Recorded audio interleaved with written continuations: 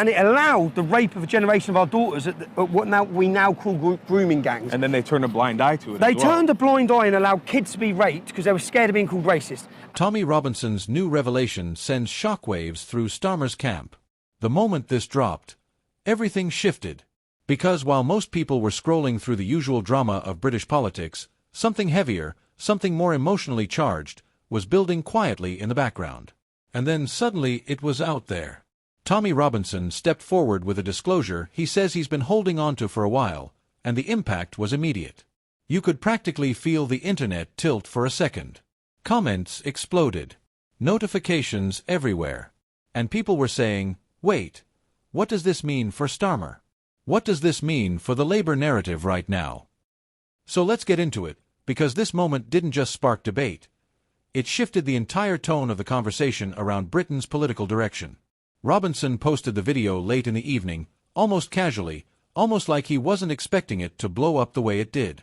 But the expression on his face, steady, serious, almost reflective, told everyone watching that he was gearing up to say something big. Something he expected would land.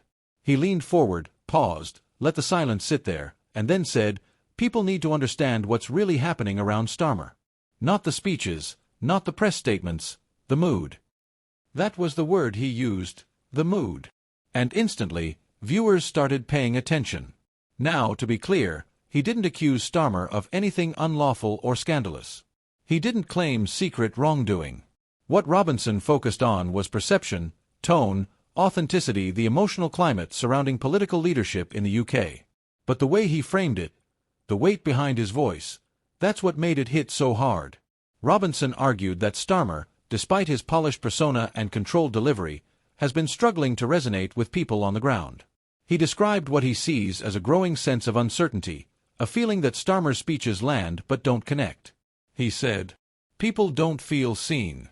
They feel spoken to, but not spoken with."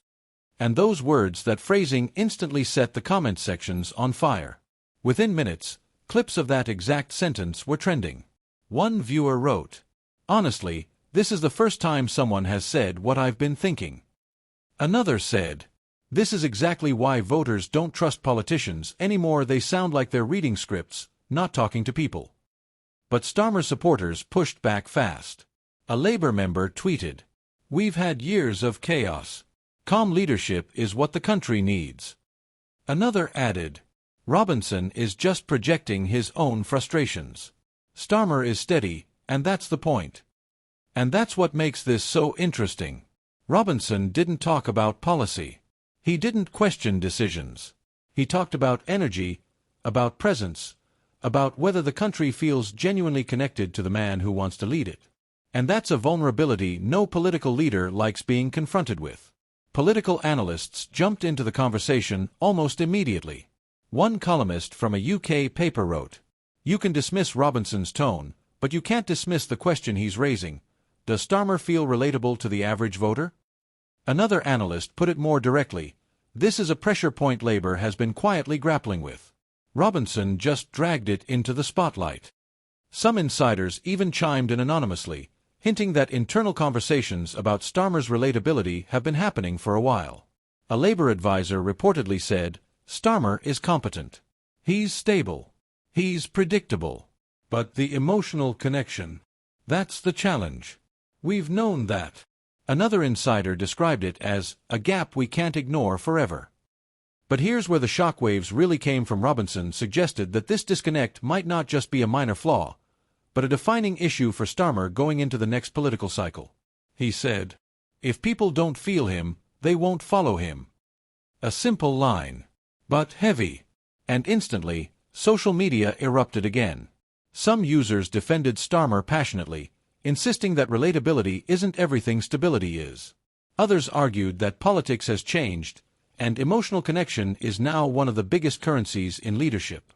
And all of this was unfolding simultaneously, creating a storm of reactions that no one expected from such a short disclosure.